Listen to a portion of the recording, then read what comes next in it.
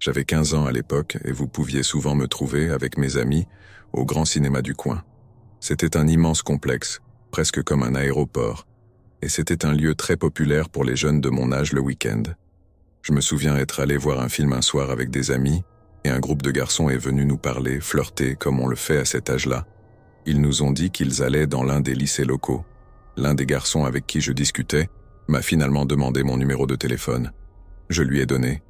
J'étais naïve, et je pensais que c'était inoffensif. Donc, je lui ai donné mon numéro. Il m'a appelé peut-être un jour ou deux après. Nous avons parlé un moment, et avons eu quelques autres conversations téléphoniques avant qu'il ne me propose un rendez-vous. Alors que nous faisions des plans pour nous rencontrer, il m'a dit qu'il avait quelque chose à me révéler. Il m'a avoué qu'en réalité, il n'avait pas 16 ans comme il l'avait prétendu. Il n'était pas au lycée. Il avait 22 ans. Je suis restée silencieuse, essayant de réfléchir à ma réponse, mais il y avait encore autre chose. Non seulement il avait 22 ans, mais il sortait tout juste de prison. Pourquoi? Pour complicité de meurtre. Il se trouvait dans la voiture quand un de ses amis a tiré sur quelqu'un lors d'une fusillade en voiture. Je me souviens encore de la peur qui m'a figé. J'ai calmement répondu que je ne voulais plus lui parler, que je lui demandais de ne plus jamais m'appeler, puis j'ai raccroché. Après avoir raccroché, le téléphone a immédiatement recommencé à sonner. J'ai décroché, mais avant même que je puisse dire « Allô », cet homme avait déjà rappelé et hurlait à plein poumon. Je ne me souviens pas exactement de ces mots, mais c'était du genre « Ne raccroche jamais sur moi », suivi d'injures en tout genre. J'ai raccroché à nouveau, mais cette fois j'ai laissé le combiné décrocher. Je me souviens avoir été terrifié à l'idée d'en parler à mes parents. Je ne voulais pas qu'ils soient déçus de moi. Ils avaient toujours été si fiers que je prenne de bonnes décisions, et c'était de ma faute après tout. J'avais donné mon numéro de téléphone à un type que je venais à peine de rencontrer. Donc, je n'ai rien dit, au début. Cependant, les appels ont continué. Pour éviter que mes parents ne découvrent la situation, je m'arrangeais pour être la seule à répondre quand le téléphone sonnait. Il m'a dit qu'il avait utilisé un annuaire inversé pour retrouver mon adresse. Il appelait en disant des choses comme « J'aime bien la nouvelle voiture verte de ta sœur » pour me montrer qu'il observait la maison. À ce moment-là, j'ai développé une peur d'être seule à la maison. Je ne pouvais pas rester seule, même une minute. Si mes parents ou ma sœur étaient absents, j'appelais un ami voisin pour passer du temps avec moi. Un soir, mes parents étaient accouchés, mais ma sœur et moi étions encore debout à regarder la télé. J'ai vu une voiture se garer dans notre allée, rester là avec les phares allumés. Je ne pouvais pas voir qui c'était, mais je savais très bien de qui il s'agissait. Après cela, tout s'est arrêté. Je me souviens avoir trouvé cela fou, qu'il ait fait tout cela pour ensuite disparaître soudainement. 1 an, peut-être 2 ans plus tard, je regardais tranquillement la finale de la Nouvelle Star à la maison quand le téléphone a sonné. L'identifiant d'appel indiquait que l'appel provenait d'un établissement pénitentiaire. Intrigué, j'ai répondu. C'était un appel à frais virés, et vous savez qui c'était. Je n'en revenais pas.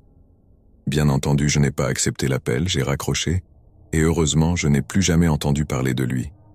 J'en ai parlé à mes parents des années plus tard, et ils m'ont dit « Pas étonnant que tu aies eu si peur d'être seul. » J'aurais dû leur en parler à l'époque, car la situation aurait pu empirer.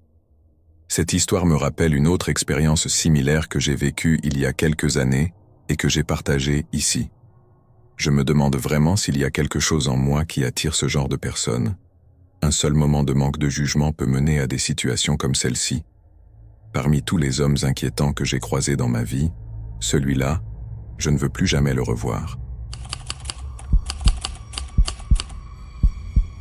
J'ai eu une expérience très étrange que je ne parviens pas à expliquer. Cela m'a donné de véritables frissons, comme si c'était une sorte d'initiation de gang ou un trafic d'êtres humains. Je suis resté avec un sentiment de malaise, mais je ne ressens pas le besoin d'avertir les autres. Je suis retourné à cet endroit, mais il n'y a rien qui indique que quelqu'un ait jamais été là. Pourtant, je n'arrive toujours pas à me débarrasser de ce sentiment. Je suis un cueilleur de champignons professionnel et un passionné de plein air depuis plus de 30 ans. Je vais souvent dans des endroits isolés, à des moments assez inhabituels, car la pluie ne se soucie pas si c'est le jour ou la nuit. J'avais prévu de sortir pour cueillir des champignons, alors je suis allé me coucher très tôt, Je me suis levé vers 10 heures du soir pour préparer mon matériel. Je n'arrivais pas à me débarrasser de cette sensation, comme si j'avais rêvé que je m'arrêtais dans une aire de repos et que j'étais attaqué, mais je ne me souviens pas avoir fait un tel rêve. Je me sentais simplement mal à l'aise, comme si quelqu'un allait surgir de nulle part lorsque je me garais pour faire une pause pipi. Cette impression de danger dans les endroits où je m'arrête habituellement me mettait mal à l'aise. Je m'arrête souvent sur la route, à force de boire du café, donc trouver cette situation étrange était inhabituel. Je suis aussi armé, donc pour que cela me perturbe à ce point, c'était vraiment déconcertant et très inhabituel. Je suis également assez grand, donc les autres humains ne m'ont jamais vraiment imposé en quoi que ce soit. Mon expérience passée m'a appris que je m'en sors généralement bien dans ce genre de situation inquiétante, donc je n'avais absolument aucune raison de m'inquiéter à ce point, surtout de manière aussi intense. Je conduisais sur la 22, puis la route se transforme en Santin juste au sud de Rimouski, ou, pour la version française, imaginons la région côtière de la Bretagne. Je m'étais déjà arrêté une première fois, mais après 10 secondes, j'ai ressenti un malaise si intense que je suis reparti, comme si quelqu'un était là, dehors. Je n'ai ni vu ni entendu personne, c'était juste une sorte de présence étrange que je ressentais. Je me suis dit que tout allait bien, que je n'allais pas m'arrêter dans une aire de repos ou un autre endroit. Mais à un moment, je ne pouvais plus attendre. J'ai trouvé un endroit où les voitures ne semblent pas s'arrêter, pas en face d'une maison ou d'un chemin. Il n'y avait aucune raison valable pour qu'un être humain soit là. L'endroit était parfait, aucun signe d'utilisation par d'autres personnes non plus.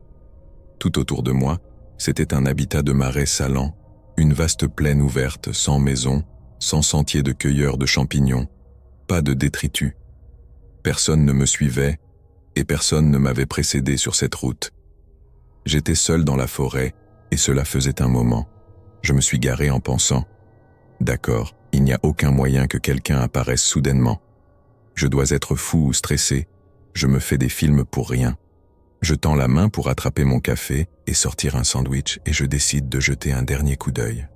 Après tout, il n'y avait jamais eu personne chaque fois que je regardais. Et puis, soudainement, je le vois.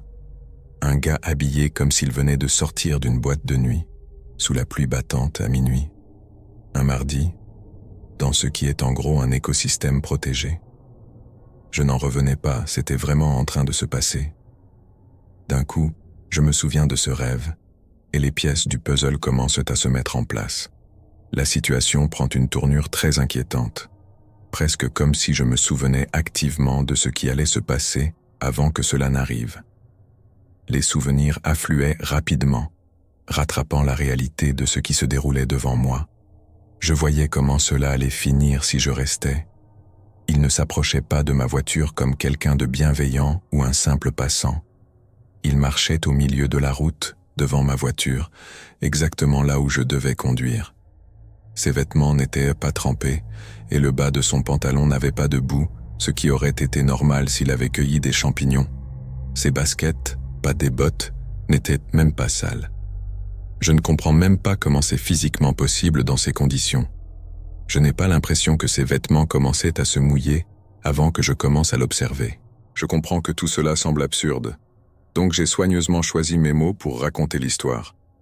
Son bras gauche se balançait normalement pendant qu'il marchait, mais son bras droit restait raide, comme figé. Il gardait sa hanche tournée, comme pour me cacher quelque chose, alors qu'il s'approchait de ma voiture. Une série de lumières rouges vives s'allumait, suggérant qu'il portait probablement une arme.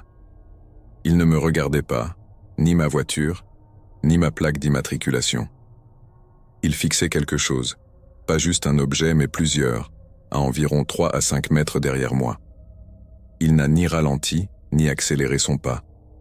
Il continuait à avancer, bras tendus vers ma voiture, fixant un point derrière moi et alternant son regard vers un autre point derrière moi. J'ai passé la voiture en mode drive pendant qu'il continuait à s'avancer, au point de presque le renverser. Cela ne l'a pas perturbé. Il n'a pas réagi, il n'a pas sursauté, il ne s'est même pas écarté de la trajectoire de la voiture. Environ 1 kilomètre plus loin, une autre voiture arrivait en sens inverse, et ses phares éclairaient la zone. Le gaz était toujours là, bras tendus, fixant l'endroit où je venais de me trouver comme si je n'avais jamais quitté les lieux. Il continuait à s'approcher. La voiture se rapprochait, et moi je m'éloignais de plus en plus. J'ai regardé à nouveau en arrière et il avait disparu. Je suis sobre depuis plus de 3 ans. Ces dernières semaines ont été étrangement difficiles, mais quand cet événement s'est produit, ma vie allait bien. Je ne sais toujours pas vraiment quoi en penser. C'était tellement bizarre et dérangeant. Le fait que cela soit arrivé après un sentiment aussi complexe me donne presque l'impression que c'était surnaturel. Dans le meilleur des cas, je pense que j'étais sur le point de me faire voler ou tuer.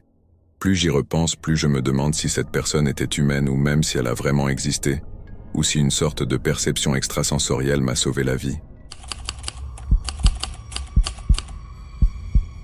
Je travaille comme barista dans un café situé à l'intérieur d'un grand magasin.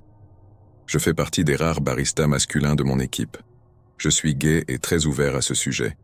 Je porte des chaussures avec des motifs de la fierté. J'ai un drapeau arc-en-ciel attaché à mon badge et quelques bracelets avec des phrases comme Orlando Strong ou Centre LGBT+ local. L'autre jour, pendant mon service à la caisse, un homme est venu vers moi et m'a souri. Je pense qu'il a remarqué le drapeau de la fierté sur mon badge, mais il n'en a pas parlé directement. Il m'a dit qu'il ne savait pas quoi commander et m'a demandé mon avis. Je ne bois pas de café, mais je connais bien les boissons qui plaisent en général, alors je lui ai demandé ce qu'il aimait pour pouvoir lui faire quelques suggestions. Pendant que je lui parlais, je voyais bien qu'il s'intéressait plus à moi qu'à ce que je disais, et ça ne me dérangeait pas du tout. C'était un homme plus petit que moi, bien bâti, avec de beaux yeux et une belle barbe. En somme, l'archétype du daddy parfait. Finalement, il a choisi une boisson glacée très sucrée que nous proposons, et je suis allé la préparer. Pendant que je faisais la boisson, une de mes collègues s'est penchée vers moi et m'a chuchoté « Je crois que ce client vient de te prendre en photo ». Cela m'a un peu alerté, mais je l'ai remercié et j'ai essayé de ne pas y prêter trop attention. Je lui ai ensuite donné son café, il a souri, puis il a montré le drapeau de la fierté et m'a dit « J'adore ce drapeau. Où est-ce que je pourrais en trouver un comme ça ?» J'ai ri et lui ai répondu que je l'avais eu lors d'un événement de la fierté auquel j'avais assisté il y a quelques années. Il a alors ajouté « Et où est-ce que je pourrais trouver la personne à qui il est attaché ?» J'ai immédiatement senti une montée d'émotion et j'ai commencé à rougir. Mais j'ai essayé de rester professionnel et j'ai fait comme si de rien n'était. Il a finalement pris sa boisson et s'est assis à l'une des tables. Je continuais ma journée tout en me demandant si je devais céder ou non à son charme. De temps en temps, je regardais vers sa table et à chaque fois, il me fixait. Peu importe quand je regardais, il semblait toujours être en train de me regarder. J'ai alors commencé à avoir cette sensation étrange, entre attirance et signaux d'alarme. Puis, je me suis rendu compte qu'il n'avait même pas bu une seule gorgée de son café. Quand je suis allé prendre une pause, j'ai commencé à nettoyer quelques tables et je me suis arrêté près de la sienne. Je lui ai demandé s'il n'aimait pas sa boisson et, dans ce cas, je pourrais lui en faire une nouvelle gratuitement. Il m'a tendu le café et m'a dit qu'il n'était pas sûr si c'était trop sucré pour lui, puis il m'a demandé de l'essayer. J'ai poliment refusé en lui expliquant que je ne bois pas de café. Il a semblé choqué et m'a demandé pourquoi je travaillais ici, et blablabla. Bla bla. Pendant que nous parlions, ces questions ont commencé à changer de nature. « Tu fais de la musculation ?» Moi ? Non, pas vraiment. Combien tu penses pouvoir soulever si tu devais le faire ? Je lui ai répondu qu'un des critères de mon emploi était de pouvoir soulever au moins 25 kilos, donc au moins ça. Il a alors enchaîné « Eh bien, c'est bien de pouvoir soulever au moins la moitié de son poids. Combien tu penses que tu pèses ?»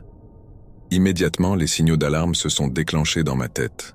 La combinaison entre la boisson non bue et ces questions m'a donné l'impression qu'il essayait de savoir combien de résistance je serais capable d'opposer, surtout si j'étais drogué. J'ai déjà été drogué à une fête auparavant et ce genre de signaux, j'ai appris à les repérer. J'ai donc mis rapidement fin à la conversation et je suis retourné à mes tâches. Les heures ont passé et il était toujours assis là sans toucher à son café. D'autres employés et même quelques managers m'ont demandé si tout allait bien avec ce client. Il leur a dit qu'il était parfaitement content. De temps en temps, il passait des appels téléphoniques et à un moment, je jurerais avoir vu un autre homme, à l'autre bout du magasin, en train de parler au téléphone, semblant communiquer avec lui. Soudain, j'ai eu l'impression qu'il y avait plus de regards sur moi que je ne l'avais réalisé. J'ai tiré un de mes managers à l'arrière du magasin pour lui dire que je ressentais de plus en plus un malaise à propos de cet homme. Mon manager m'a assuré qu'on allait le surveiller.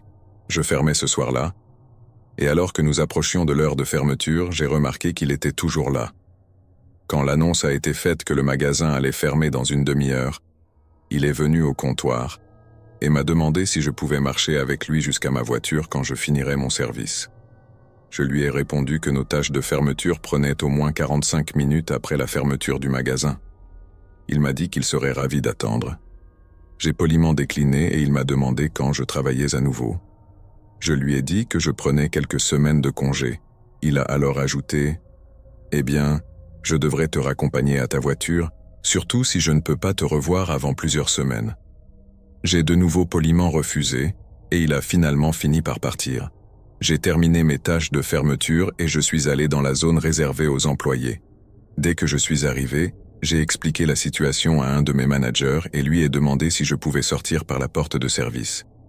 Il a accepté et m'a proposé de m'accompagner jusqu'à ma voiture pour s'assurer que tout allait bien, si cela ne me dérangeait pas d'attendre un peu. J'étais d'accord. Je suis donc sorti par la porte latérale avec 2 de mes managers et je suis monté dans ma voiture. En partant, j'ai vu une grande fourgonnette avec des vitres très teintées garée juste devant la porte d'entrée du magasin. Je ne peux pas dire avec certitude si mon client était dans cette fourgonnette ou si c'était aussi inquiétant que je l'imaginais, mais je savais que je n'allais pas rester pour le découvrir. Ce soir-là, j'ai pris un long détour pour rentrer chez moi. Donc à ce charmant monsieur à qui j'ai vendu un café, ne nous revoyons plus jamais. Je vais essayer d'être aussi bref que possible et de me concentrer sur les événements qui m'ont donné ce sentiment étrange. Les événements les plus récents ont eu lieu la nuit dernière, et je n'ai pas beaucoup dormi depuis, donc désolé si je m'égare ou si je suis un peu confus. Ma femme et moi avons récemment acheté notre première maison après la naissance de notre fille. Tout se passait comme prévu les premiers mois. Nous avons peint, décoré, rénové et profité de notre petit bout de rêve québécois, ou français si l'on imagine cela se passant dans les régions riches de France. Vous voyez le genre. Cependant, des choses inhabituelles ont commencé à se produire il y a plusieurs mois. Un jour, en rentrant du travail, j'ai croisé un camion étrange à 2 ou 3 maisons de la nôtre. Il était étrange pour plusieurs raisons. Nous connaissons littéralement tout le monde dans notre petit quartier. Je n'avais jamais vu ce camion ni cette personne auparavant. Et il n'y a aucune raison pour qu'un véhicule de passage emprunte notre rue. Le camion roulait très lentement, comme s'il était en mode drive, sans appuyer sur l'accélérateur. Alors que je me garais dans notre allée, le camion a fait demi-tour et est revenu vers notre maison. En sortant de ma voiture, le conducteur est passé devant en me fixant d'un regard perçant, puis il a accéléré et s'est éloigné. Je n'aime pas juger les gens sur leur apparence et je me considère comme quelqu'un qui ne se laisse pas facilement effrayer, mais quelque chose dans le regard de ce type m'a donné un très mauvais pressentiment. C'était bizarre, évidemment, et j'en ai parlé à ma femme, lui disant que nous devrions faire plus attention à la sécurité. Je lui ai décrit le camion. Elle m'a alors dit que ce même camion était passé et que l'homme l'avait fixé quand elle était rentrée cet après-midi-là. Elle pensait qu'il faisait juste le creepy et qu'il la reluquait. J'ai essayé de la taquiner un peu pour détendre l'atmosphère, plaisantant sur le fait qu'elle pensait que tous les hommes qui passaient la regardaient. Je ne voulais pas l'inquiéter, mais j'étais clairement mal à l'aise. Nous avons revu ce camion plusieurs fois au cours des semaines suivantes, soit roulant lentement, soit garé en bas de la rue, face à notre jardin.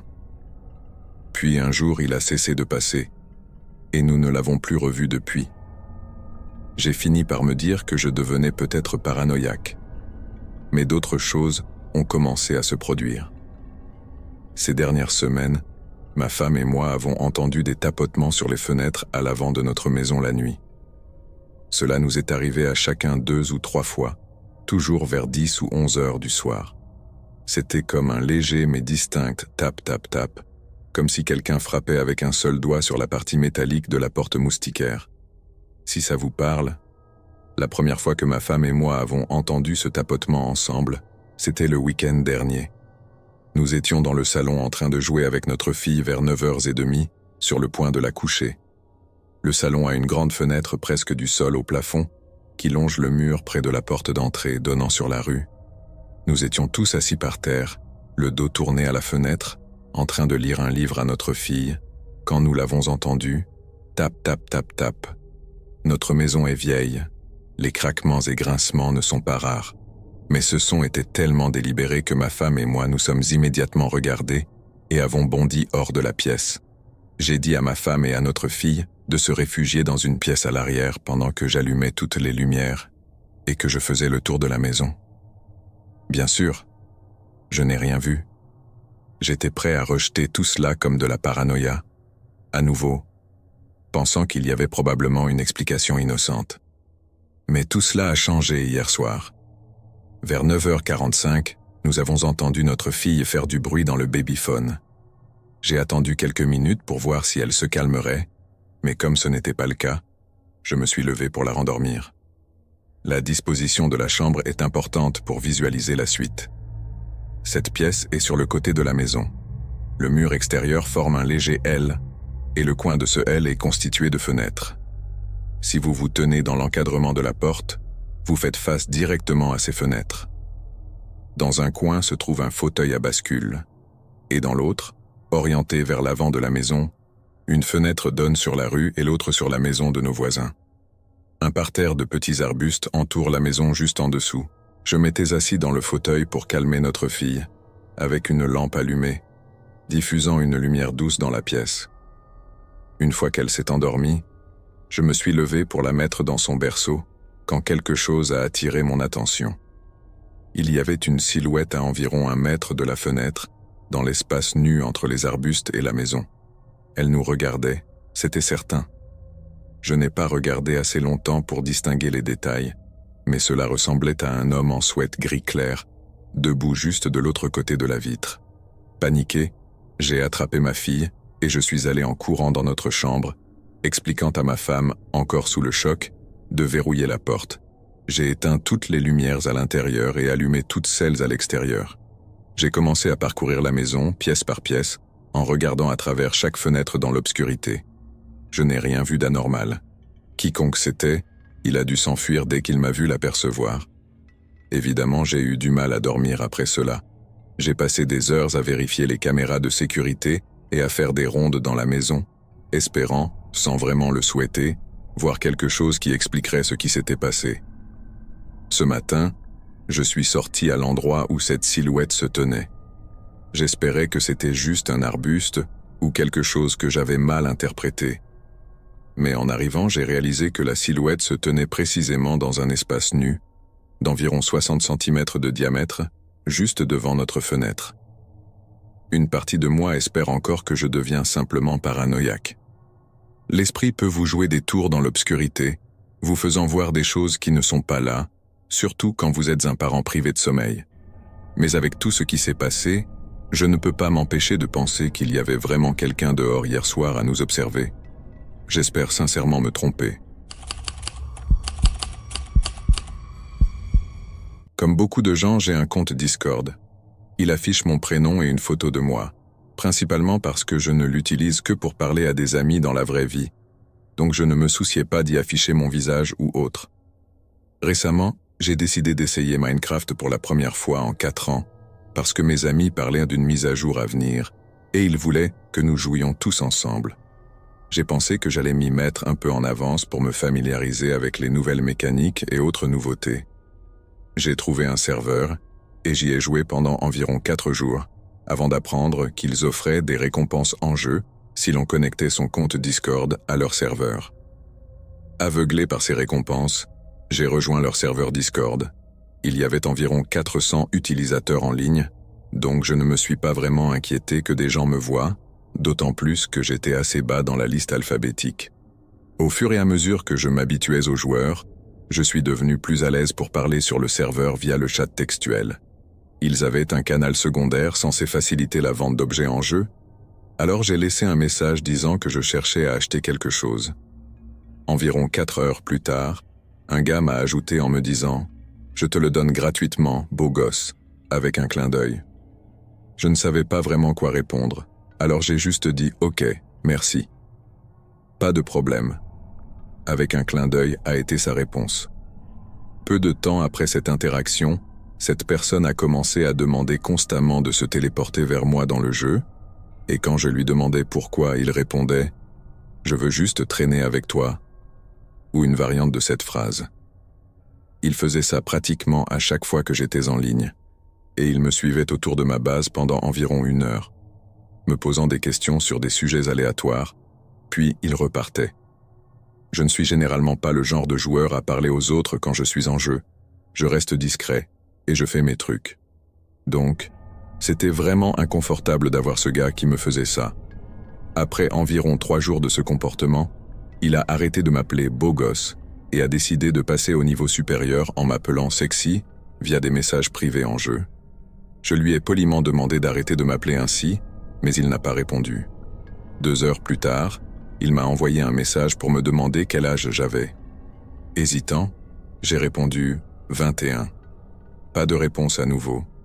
J'ai décidé de me déconnecter pour la nuit parce que j'étais fatigué. 2 jours plus tard, j'ai allumé mon PC et ouvert Discord pour voir qu'il m'avait envoyé un message privé là-dessus aussi. Il m'avait écrit « Salut » et m'a demandé de l'appeler la prochaine fois que je serais en ligne. Je ne l'ai pas fait. J'ai juste ignoré son message et fermé la conversation. À ce stade, ce type commençait vraiment à me faire flipper. J'ai de gros problèmes d'anxiété lorsqu'on me donne autant d'attention, donc j'ai décidé d'éteindre mon PC et de regarder des vidéos sur YouTube au lit, sur mon téléphone.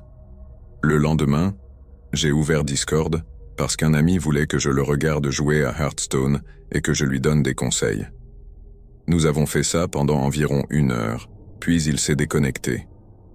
Environ 40 minutes plus tard, le gars bizarre a essayé de m'appeler et j'ai eu un moment d'absence. Je pensais que c'était mon ami qui m'appelait, alors j'ai accepté l'appel. J'ai réalisé mon erreur presque immédiatement et j'ai coupé mon micro. Le type mangeait des chips, à en juger par le bruit, et après environ 4 secondes de mastication bruyante, il a dit « Ne coupe pas ton micro, je suis curieux de t'entendre parler ». Puis il a laissé échapper un petit rire. Le gaz était allemand et avait une voix très étrange et flippante, à la fois aiguë et tremblante. Il a commencé à parler de la manière dont il me trouvait attirant. Au fait, je dois préciser que je ne suis vraiment pas aussi attirant qu'il le faisait croire. Je suis juste un gars normal. Puis il a parlé du fait que je n'avais pas été en ligne depuis quelques jours. Ensuite, il a envoyé une photo dans le chat en disant « Qu'est-ce que tu en penses ?» C'était une photo de son sexe et d'un objet sexuel, probablement un flashlight. J'ai immédiatement mis fin à l'appel, fermé Discord, et j'étais totalement paniqué intérieurement. 5 jours se sont écoulés avant que je ne retourne sur le serveur Minecraft. Dès que je me suis connecté, ce gars m'a envoyé un message avec un smiley. J'ai quitté le jeu pour ouvrir Discord, décidé à bloquer ce taré pour de bon. Quand j'ai ouvert la conversation, il y avait 8 messages non lus de lui, dont 5 disaient « Je pense à toi ». J'ai rapidement bloqué son compte et fermé Discord. Ensuite, je suis retourné dans le jeu, et heureusement, il y avait une commande « Ignore » qui permettait de le bloquer aussi dans le jeu, ce que j'ai fait. C'était tellement bizarre et dérangeant, et c'était ma première expérience de ce genre. Même si ça ne date que d'il y a environ 2 semaines, je ne m'en suis complètement remis que quelques jours plus tard. Comme je l'ai mentionné, j'ai une horrible anxiété lorsque je reçois beaucoup d'attention de ce type. Ce qui a empiré les choses, c'est que j'utilisais un compte où mon visage et mon prénom étaient invisibles, et je n'avais jamais été dans une situation où j'avais reçu de l'attention de la part de quelqu'un du même sexe. À l'époque, je ne savais pas quoi faire parce que j'étais tellement anxieux, mais en y repensant, j'aurais dû bloquer ce type immédiatement après qu'il m'ait mis mal à l'aise. Depuis, j'ai activé l'option sur Discord qui empêche l'affichage automatique des images. J'ai aussi envoyé un message à l'un des administrateurs du serveur Minecraft pour leur raconter ce qui s'était passé, et ils ont dit qu'ils allaient prendre des mesures. Ce qui est encore pire, c'est que ce gars est un membre régulier et haut placé sur le serveur, donc je me demande si je suis la seule victime de ce taré. Il pourrait avoir fait la même chose à une personne plus jeune. Le 17 juillet 1986, devant moi, une forêt dense obscurcit mon chemin. Je m'arrête et fais un point mental. Combien de distance ai-je parcouru? J'estime être à environ 3 kilomètres de la route la plus proche. Je me sens à l'aise seul, loin des autres. C'est dans ces moments-là que mon esprit trouve vraiment son éclat. Je suis un jeune homme de 23 ans, introverti, toujours anxieux dans les foules. À cet instant, je suis en train de pénétrer sur une propriété privée, mais personne ne vient jamais dans ces bois. Je n'ai pratiquement rien à craindre. Mais quelque chose se trouve devant moi, je le sens au fond de moi. Je distingue une légère lueur bleue qui ne devrait pas être là, peut-être une couverture, ou quelque chose laissé par des adolescents ayant fait la fête un soir d'été. Impossible cependant, pas aussi loin.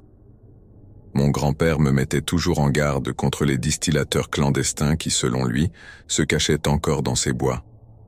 Je l'ai toujours pris pour un vieil homme un peu fou, qui ne réalisait pas que le temps avait passé. Peut-être, juste peut-être, avais-je tort. Ces hommes n'apprécieraient sûrement pas qu'un jeune homme sans raison légitime s'introduise chez eux. Je m'accroupis et regrette de ne pas avoir pris mes jumelles. Je plisse les yeux et me concentre pendant 1 ou 2 minutes. Je me sens un peu idiot, mais je suis nerveux. Mon esprit me force à vérifier tout signe de mouvement, tout ce qui pourrait constituer une menace. Je ne vois rien. Ma curiosité prend le dessus, alors je me redresse, époussette mon pantalon et avance lentement. En m'approchant, il devient évident que ce n'est pas une couverture, c'est une bâche bleue, dont l'éclat montre qu'elle n'est pas très vieille. Le temps n'a pas encore terni sa brillance. Le terrain autour est dégagé, et je distingue une sorte de cabane rudimentaire. Le terme « cabane » est peut-être trop fort. Il s'agit plutôt d'un grand abri improvisé. Je continue d'avancer, mais je m'arrête encore une fois pour écouter. Mon esprit m'implore d'être prudent. Je n'entends absolument rien d'anormal. Pas de voix, pas de cris, rien d'effrayant. Juste les sons habituels de la forêt québécoise. Cela fait plus d'1 an que je suis sans emploi. Je randonne dans ces bois pour fuir mes problèmes. Quand le soleil tape et que j'ai parcouru plusieurs kilomètres, il me semble que je peux me détendre et oublier le monde auquel je devrais faire face. Mais maintenant, ici, je me trouve devant quelque chose qui ne me paraît pas normal. Mon esprit fait tout pour m'empêcher de faire un pas de plus. Il sait. Mon cœur sait. Cela ne semble tout simplement pas correct. J'ai toujours choisi la voie de la moindre résistance, c'est ce qui m'a conduit sur cette mauvaise pente. Non, je ne parle pas de ce chemin dans les bois, mais du parcours de ma vie. Sans perspective, sans famille, personne autour de moi. Rien à faire, sinon errer dans les bois pendant des jours, cherchant je ne sais quoi. Peu importe mes raisons, je contourne la structure et me retrouve devant l'entrée. La porte est fermée, mais elle pend parfaitement sur ses gonds en métal. L'abri, aussi délabré qu'il paraisse, est bien entretenu là où cela compte. Le toit est couvert de plaques de métal vert foncé qui garderaient sûrement la pluie à l'extérieur. Je scrute les alentours, mais rien ne se distingue. Pas de marques, pas de symboles, pas de traces de feu de camp, ni d'autres structures. Pourtant, cet abri est assez grand. Il doit faire près de 40 mètres carrés. De tous les abris que j'ai découverts, celui-ci est de loin le plus grand. Je tente un bonjour hésitant. Le mot ne résonne pas comme je m'y attendais. Le son de ma voix ne persiste pas, il disparaît immédiatement sans réponse. Il n'y a personne ici. Je m'approche de la porte et touche les planches de bois sans savoir pourquoi. Peut-être que, inconsciemment, je craignais qu'une chaleur infernale m'attendait de l'autre côté. Mais bien sûr, il n'y avait aucune chaleur. Rien d'anormal. La porte est bloquée par une cale en bois coincée dans l'encoche, l'empêchant de s'ouvrir. Je réussis à la retirer, mais la porte reste fermée. Je la pousse, et les gonds font le reste du travail. Une odeur étrange me frappe immédiatement, un mélange de moisissure et de cuivre comme des pièces de monnaie anciennes. Il fait sombre à l'intérieur. Il n'y a aucune fenêtre pour laisser entrer la lumière, donc il est extrêmement difficile de voir à quelques mètres. Je distingue une rangée de vieilles batteries de voitures soigneusement disposées. Je suis instantanément confus. Je fouille dans mon sac à dos, ouvre la poche avant, et trouve ma lampe torche. Je n'ai toujours pas passé la porte, accroupi juste à l'entrée. Je jette un coup d'œil par-dessus mon épaule, juste pour m'assurer que je suis toujours seul. Je dirige la lumière directement sur les batteries. Elles sont neuves, et dessus se trouve un enchevêtrement de fils propres. Ils semblent encore avoir ce rouge et noir éclatant, comme lorsqu'ils ont été achetés. Je fais glisser le faisceau plus loin. Une chaise solitaire est placée au milieu de la pièce. Les accoudoirs ont été modifiés avec des repose-bras larges et une sorte de boucle à leurs extrémités. Le dossier de la chaise est équipé d'un dispositif métallique, peut-être un casque. Cela me rappelle les fauteuils des asiles psychiatriques qu'on voit dans les films d'horreur. Plus loin, sur une table, se trouve une petite télévision, une belle d'ailleurs. Elle ressemble à celle que l'on voit dans les magasins haut de gamme. À côté de la télévision, il y a une autre boîte, un appareil électronique que je ne reconnais pas immédiatement. Je reste figé dans l'encadrement de la porte, mon cœur battant la chamade. Ma respiration est légèrement accélérée. Je continue d'inspecter la pièce. Sur le mur ouest, le faisceau de ma lampe torche capte une boîte en carton ouverte. Une bande de vieux rubans adhésifs est fermement collée sur le côté, avec quelques lettres et chiffres inscrits dessus. 100 mètres livre 1 à 5Z. Cela ne me dit rien. Je reviens vers les batteries. Rien de plus à signaler. Enfin, contre le mur est, je distingue 2 petits lits de camp. Ils sont vides, sans drap ni oreiller, simplement dépliés, mais je n'ai pas l'impression qu'ils aient été utilisés récemment. Je suis complètement perdu. Que diable ai-je découvert? Qu'est-ce que tout cela signifie? Je décide de ne pas m'aventurer plus loin. Il est tard, bien après le coucher du soleil, et la nuit tombe rapidement. Je referme la porte et remets la cale en place. Je décide de repartir par le même chemin que j'avais pris. Après environ 1,5 km, je monterai mon camp pour la nuit et reviendrai demain matin, le 18 juillet 1986. La nuit a été agitée, j'ai eu du mal à dormir. Mon esprit n'arrêtait pas de rejouer des scénarios et je n'arrivais pas à couper le flot de pensées. La terre sur laquelle je me trouve appartient à un juge bien connu dans la région. C'est le genre d'homme qui a des relations politiques qui atteignent probablement les plus hautes sphères du pays. Il est également un amateur de plein air, comme beaucoup au Québec, et il passe beaucoup de temps dans ces bois pour chasser. C'était ma seule inquiétude en choisissant cet endroit pour explorer. Mais au final, je me suis dit que la zone était bien trop vaste pour que nous nous croisions par hasard. Ce qui me paraît étrange cependant, c'est que cet abri est clairement là depuis un certain temps. Il n'y a aucun moyen que cela passe inaperçu. Le juge doit forcément savoir que cet endroit existe. À un moment ou à un autre, il a dû tomber dessus, à moins que cela n'ait été construit à son insu. Je nettoie mon camp du mieux que je peux et je jette mon sac sur mon épaule. Je prends une grande inspiration et je retourne vers l'abri, la curiosité me poussant à chercher des réponses. J'espère que celle-ci se trouve juste devant moi.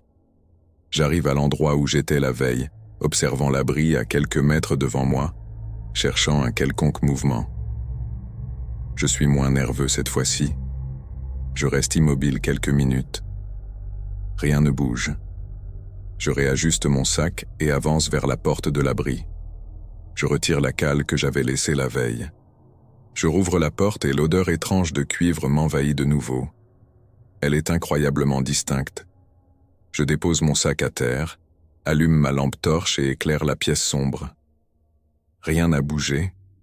Je fais un pas à l'intérieur et m'approche d'abord des batteries que j'avais vues la veille, sans vraiment savoir ce que je cherchais. Rien de bizarre à première vue. Je me déplace vers le mur est et inspecte les lits de camp. Il n'y a vraiment pas grand-chose à en dire. Je brille ma lampe au-dessus et en dessous d'eux. Je ne trouve rien d'intéressant. Je reste convaincu que ces lits n'ont pas été utilisés depuis un certain temps. Je ne saurais pas dire exactement pourquoi, mais quelque chose à leur sujet me donne l'impression qu'ils n'ont pas beaucoup servi.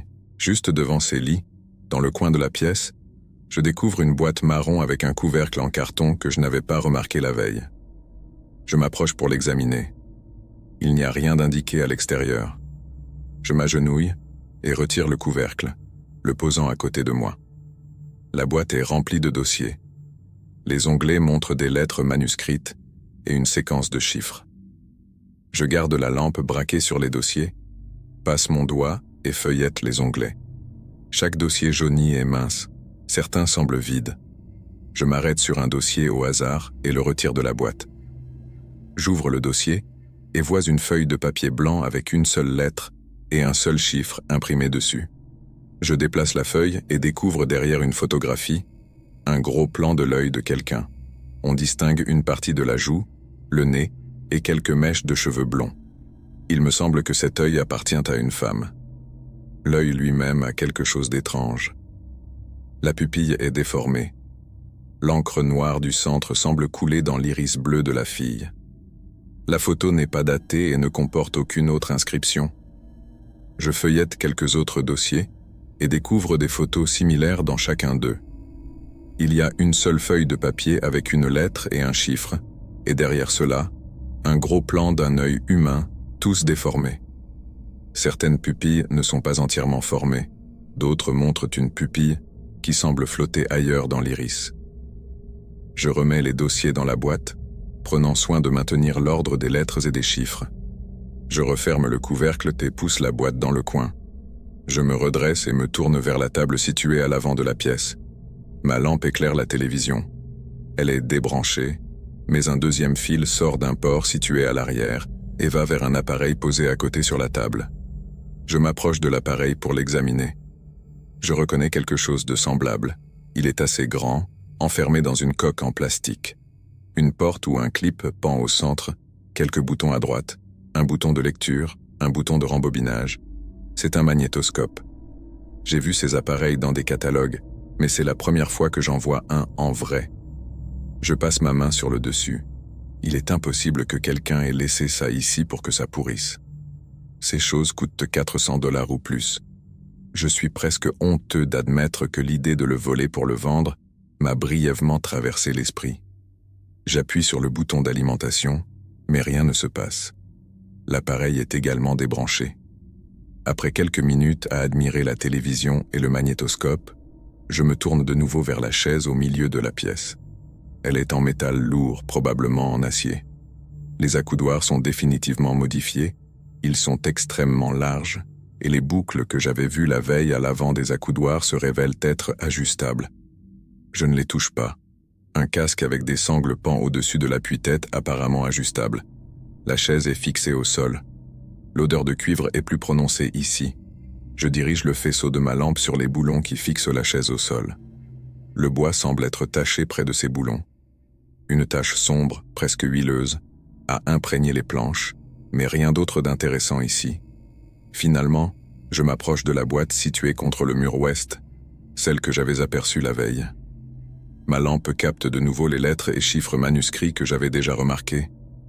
Je réalise que cette boîte est semblable à celle que j'avais trouvée dans l'autre coin de la pièce. Je m'approche et constate que celle-ci est ouverte. À l'intérieur, un enchevêtrement de boîtiers en plastique. J'en prends un et il s'ouvre. Une cassette vidéo tombe au sol. Le bruit me surprend et mon esprit s'emballe. Je réalise que cela fait bien plus d'1 heure que je suis dans l'abri. Je me retourne vivement et regarde dehors, pensant un instant voir quelqu'un à la porte. Il n'y a personne, seulement la canopée verte de la forêt québécoise. Jusqu'à présent, je n'avais pas vraiment prêté attention à mes alentours, tellement absorbé par l'exploration de cette pièce que j'avais perdu toute notion du temps. Je me tourne de nouveau vers la cassette tombée au sol.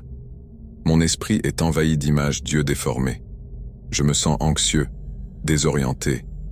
Je tourne de nouveau mon attention vers les batteries au sol. Le faisceau de ma lampe éclaire les fils. Un réseau dense et emmêlé de câbles qui ressemblent à des serpents figés en pleine querelle.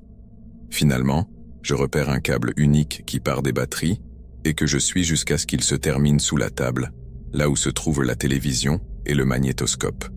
À l'extrémité de ce câble, il y a une multiprise. L'odeur de cuivre envahit mes narines. Je me sens nauséeux comme si j'allais vomir. Je me précipite hors de l'abri et vomis juste à l'extérieur de la porte. Je couvre rapidement les preuves en donnant quelques coups de pied dans la terre, inquiet que quelqu'un remarque ma présence. Tremblant, avec l'impression que ma glycémie est instable, je referme la porte et remets la cale, comme je l'avais fait avant. Je m'éloigne jusqu'au bord de la forêt et m'assieds au pied d'un grand arbre. Je ferme les yeux.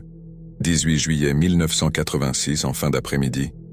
C'est une journée humide. Je sens les gouttes de sueur couler le long de mes joues.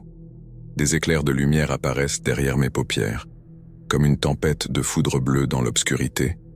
Mes pensées se balancent entre m'avertir que je me sens faible et m'alerter que j'ai découvert quelque chose de maléfique.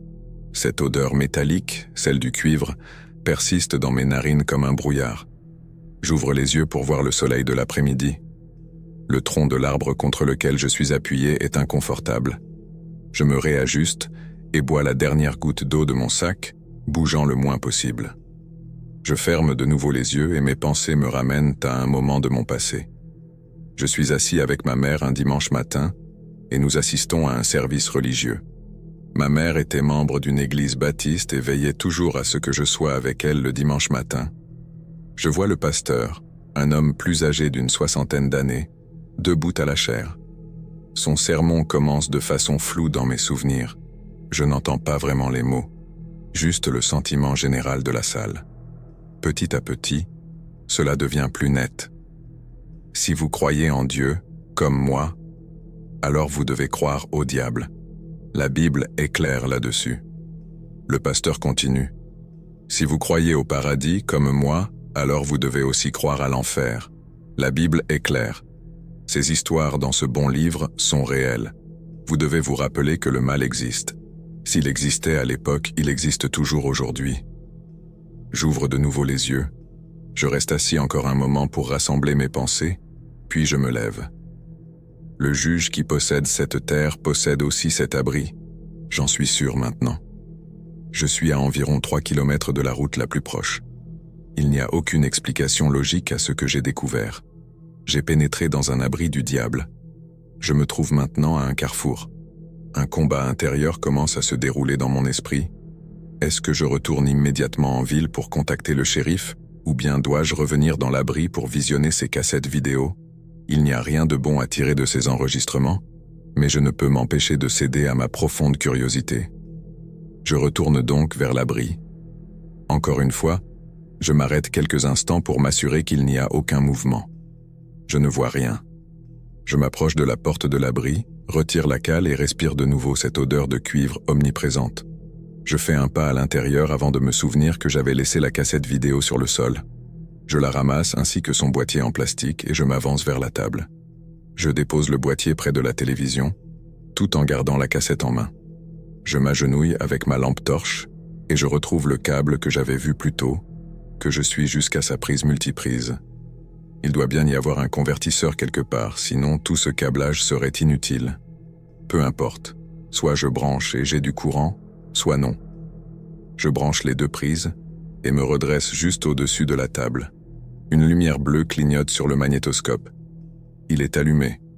Je me sens nerveux à nouveau, mais cette fois, je prends mon temps. Je m'assieds sur le sol, faisant face à la chaise métallique et à la porte. Je me dis de me calmer. Je tente de contrôler ma respiration et mon rythme cardiaque. Cela fonctionne après quelques minutes. Je me lève et me tourne vers la télévision. Je tends la main et l'allume. J'entends un bruit statique alors que l'écran s'anime. Je me sens immédiatement mal à l'aise. Je peux entendre légèrement le chant des oiseaux dehors, mais ici, dans la pièce, la lumière bleue de l'écran illumine mon visage et la lampe torche pend vers le sol. Le son statique avec tout ce qui se passe est tout simplement perturbant. Sans vraiment savoir pourquoi, je glisse la cassette dans le magnétoscope et j'entends la machine prendre la bande. J'appuie sur lecture. L'écran devient noir. Le son statique est remplacé par ce qui ressemble à la mer. Le bruit monte et descend. L'écran clignote au blanc, puis revient au noir, tandis que le bruit de l'océan continue. Enfin, l'image change et montre un gros plan d'un homme. Il fixe la caméra. Ses yeux clignotent à une vitesse anormalement rapide, comme si l'enregistrement avait été accéléré. Un léger son tonal peut maintenant être entendu. L'homme qui clignote disparaît et l'écran change de nouveau, cette fois avec un motif de forme. 2 tonalités retentissent simultanément. Les sons semblent étrangement perçants, comme si l'un des tons était envoyé uniquement dans mon oreille gauche et l'autre uniquement dans ma droite. Ils se synchronisent ensuite et échangent d'oreilles, encore et encore. Ce motif continue. Je me sens désorienté. J'appuie sur avance rapide. Je regarde l'écran alors que les motifs continuent. J'appuie sur lecture à quelques reprises pour vérifier que les mêmes sons et les mêmes motifs se poursuivent avant de remettre l'avance rapide jusqu'à ce que les motifs disparaissent et que l'image montre un écran bleu. J'appuie sur lecture. La voix d'une femme résonne, articulée mais légèrement robotisée. Je rembobine et trouve le début de l'écran bleu, puis appuie de nouveau sur lecture. La femme parle. Elle s'appelle Crystal. Elle dit « Tu es né en 1979. Ta mère t'a abandonné. Tu as été sauvé. Nous t'avons sauvé. Nous sommes tes sauveurs. » Cette phrase se répète encore et encore. J'arrête la bande et appuie sur éjecter. Je prends une autre cassette dans la boîte et la glisse dans le magnétoscope. Même écran noir. Même son d'océan. L'homme qui cligne rapidement des yeux. Les mêmes motifs et tonalités. J'avance rapidement dans la bande jusqu'à un autre écran bleu. Même voix féminine. Ton nom est Ashley. Tu es né en 1978. Ta mère t'a abandonné. Tu as été sauvé. Nous t'avons sauvé. Nous sommes tes sauveurs. Plusieurs autres cassettes continuent avec le même schéma. Les mêmes tonalités, le même homme, la même voix robotisée. La seule chose qui change est le nom et l'année de naissance. Je remets toutes les cassettes dans la boîte, puis fais un autre tour de la pièce. Il n'y a rien de plus à découvrir. Je sors, ferme la porte et replace la cale. Rien de tout cela n'est normal, rien ne va ici. Je mets mon sac à dos et prends la route à travers la forêt à un rythme rapide. Je me promets d'appeler le shérif dès que j'arriverai en ville. Mes lèvres sont gercées, mon corps me fait mal, mais cela ne m'empêche pas de marcher rapidement vers le village. Aucun véhicule ne passe sur la route et le ciel nocturne est aussi clair que du cristal. Je regarde les étoiles scintiller comme des paillettes et je m'adresse à Dieu pour la première fois depuis des années. Je lui demande des conseils. Je lui demande de m'expliquer ce que je viens de voir. Mais je n'obtiens aucune réponse. Au bout d'une heure, j'aperçois enfin les lumières de la ville. J'accélère le pas. Je trouve une cabine téléphonique à l'extérieur d'une station-service, près des toilettes. Sur le côté du téléphone public, un autocollant liste plusieurs numéros d'urgence. En bas, il y a un numéro pour les appels non urgents. Pour des raisons que j'ignore, je décide de composer celui-ci plutôt que d'appeler le 911. Une femme me répond. Je gèle. Cela fait plus d'une semaine que je n'ai pas parlé à un autre être humain. Je lui dis que je voudrais qu'un agent enquête sur un endroit suspect. La standardiste semble un peu confuse et me demande où se trouve ce lieu. Je donne l'emplacement approximatif.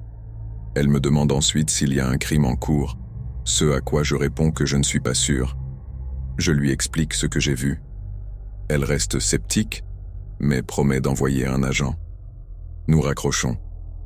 Je m'éloigne de la cabine et m'assieds sur le trottoir. Je suis épuisé. 25 juillet 1986.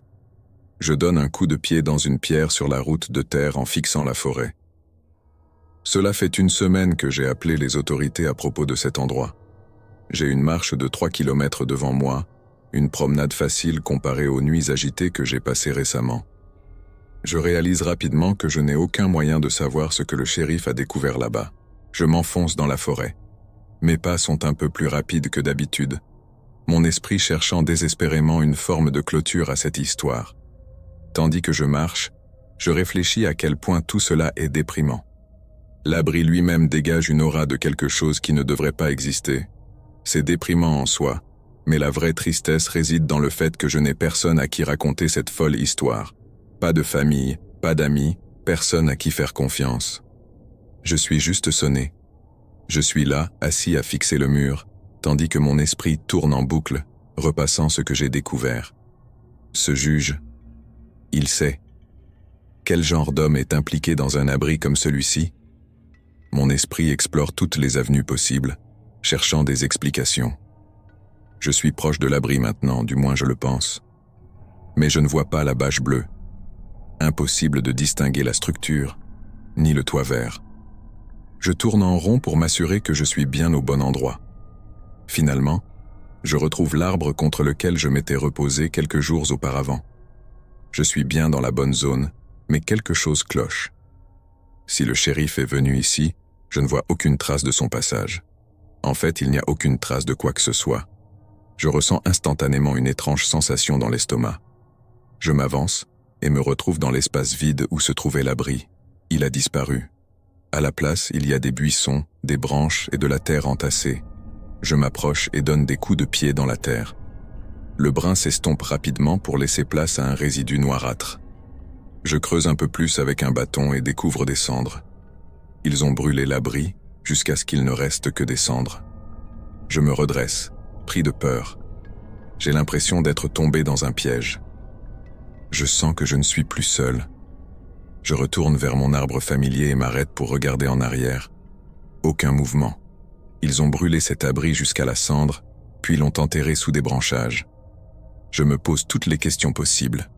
J'ai appelé les autorités pour signaler cet endroit et 1 semaine plus tard, il est détruit et caché.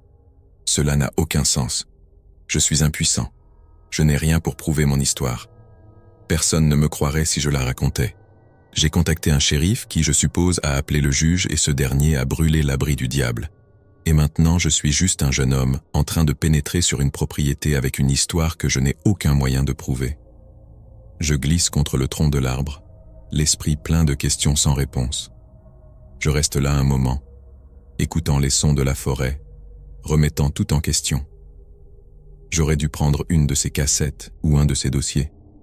Mes efforts pour dissimuler ma présence ont complètement détruit toute chance que quelqu'un me croie un jour. 2 mars 1987. Je reste longtemps à écouter la tonalité du téléphone avant de composer leur numéro. Après 2 sonneries, une femme répond. J'explique qui je suis et je dis à la jeune femme au téléphone que je fais un suivi d'un appel que j'ai passé au bureau du shérif il y a quelques mois. Après lui avoir dit que je n'ai jamais reçu de numéro de dossier, je lui donne l'adresse de la maison du juge. La femme m'informe qu'ils n'ont aucun dossier sur ce sujet. Je raccroche. 17 octobre 1990. Je suis un vrai désastre. Ces 3 dernières années n'ont été que petits boulots, location d'appartements, vieilles voitures d'occasion et télévision tard le soir. Je pense souvent à cet abri. Il hante mes nuits et envahit mon esprit. Je suis assis sur un vieux canapé. Il est tard. La télévision diffuse des scènes d'un épisode de In the Heat of the Night. J'ai pensé à contacter le FBI, mais je sais déjà qu'ils me prendraient pour un fou. Ils auraient probablement déjà des informations sur moi. Ils verraient un hippie de 27 ans sans emploi. Je sais que ce serait une perte de temps complète. Mais c'est la seule réponse qui pourrait, peut-être, apaiser ma conscience. Je m'endors. 2 novembre 1990. On frappe à la porte. J'attendais cela depuis un moment et je suis nerveux. J'ouvre la porte. Un jeune agent me salue depuis mon porche et je l'invite à entrer. Il est mince, probablement proche de mon âge. Je suis sûr qu'il est déjà en train de me juger en voyant ma maison de location modeste. Je l'invite à s'asseoir à la table de la cuisine et il accepte. Il refuse une tasse de café. Je me sers une tasse pour moi-même et m'assois en face de lui. L'agent est tout à fait professionnel, sans fioritures. Nous passons presque pas de temps sur des banalités. Il sort un formulaire de son attaché-case et tient son stylo prêt. Pendant l'heure qui suit, j'explique en détail l'abri que j'ai découvert et les terres du juge, 4 ans plus tôt. L'agent prend des notes, pose quelques questions ici et là. Lorsque j'ai fini, je le regarde droit dans les yeux et je lui dis que je ne suis pas fou. Je m'excuse de ne pas avoir appelé plus tôt et lui explique que j'avais peur parce que je m'étais introduit illégalement sur la propriété. Je termine en lui disant que tout cela m'a vraiment perturbé et a affecté toute ma vie. Il ne montre aucune empathie. Il me remercie de l'avoir contacté, me serre la main et me donne sa carte. Il me dit que j'ai bien fait de contacter le FBI et qu'ils prennent tous les rapports très au sérieux. En partant, il me dit qu'il me recontactera. Je ne l'ai plus jamais entendu. Le 21 juin 2001. Au 2e coup de sonnette, j'ouvre la porte. Un homme bien habillé, portant un costume gris et une cravate sombre, se tient sur mon porche. Il me demande par mon nom. Je réponds que c'est bien moi. Il se présente et m'explique qu'il est enquêteur privé et qu'il souhaite me poser quelques questions. Un peu confus, je lui demande si tout va bien, si j'ai des ennuis. L'enquêteur privé m'explique qu'il enquête sur une affaire de personnes disparues au Colorado et qu'il est tombé sur un rapport que j'avais soumis au FBI en 1990. Je l'invite à entrer et il me tend un rapport du FBI. « Que pouvez-vous me dire sur ce juge mentionné dans votre rapport ?» me demande-t-il. « Rien, je ne le connaissais certainement pas personnellement. Je savais seulement qui il était. Il était bien connu dans le comté à l'époque. Je me suis simplement retrouvé par hasard à pénétrer sur ces terres et j'ai découvert cet abri que j'ai décrit dans mon rapport. Pourquoi l'enquêtez-vous ? Eh bien, je ne travaille pas directement sur lui. J'ai été engagé pour enquêter sur une affaire de disparition au Colorado. Cette personne a été vue pour la dernière fois dans une petite ville à l'extérieur de Boulder en 1981. Sa famille n'a jamais réussi à obtenir d'avancée. C'est terrible, mais quel rapport cela a-t-il avec ce juge au Tennessee ? Lui dis-je. En enquêtant, j'ai réussi à retrouver l'une des meilleures amies de la jeune femme disparue. Elle est dans un sale état maintenant, droguée. J'ai longuement discuté avec elle à propos de la disparition, et elle m'a finalement dit que la fille disparue fréquentait un groupe de l'Est du pays. Ce que j'ai pu comprendre, c'est qu'il s'agissait d'une sorte de secte. Elle n'avait pas beaucoup de détails à me fournir, mais elle m'a donné le nom d'un type dans le Tennessee. Je le regarde, perplexe. Le juge ? Non, ce n'était pas le juge, mais ce fut une impasse. Ce type était stationné en Allemagne de 1979 à 1983. Il prétend ne pas connaître la fille disparue, mais lors de notre entretien, quand j'ai mentionné l'histoire de la secte, quelque chose a fait tilt. Il m'a dit qu'il connaissait un juge qui prétendait avoir des connexions. Il pensait toujours que ce type était un peu fou, mais ce qui est étrange, c'est que ce juge avait aussi un lien avec une sorte de secte. Ce qui est encore plus troublant, c'est qu'il effectuait des voyages fréquents entre le Tennessee et la région de Boulder pour rencontrer d'autres membres de cette secte. Et cet homme qui voyageait entre le Tennessee et Boulder, c'était le juge, n'est-ce pas? Oui, l'homme qui faisait ces voyages est le même juge que celui mentionné dans votre rapport. Imaginez ma surprise lorsque je suis tombé sur votre rapport et que j'ai lu tout ce que vous avez découvert à propos de cet abri supposé sur ces terres. Je hoche la tête en silence. Le juge est décédé il y a 2 ans. Vraiment? C'est tout ce que nous avons. J'ai passé des semaines à interroger des gens qui connaissaient ce juge. Aucun d'eux n'avait une seule mauvaise chose à dire sur lui. Il est propre comme un sous-neuf. Mon esprit s'égare. L'enquêteur privé reste encore environ 15 minutes. Il n'y avait pas grand-chose d'autre à tirer de notre conversation. Je l'accompagne jusqu'à la porte et le regarde monter dans son SUV. C'est la dernière fois que j'ai parlé à quelqu'un de l'abri du diable.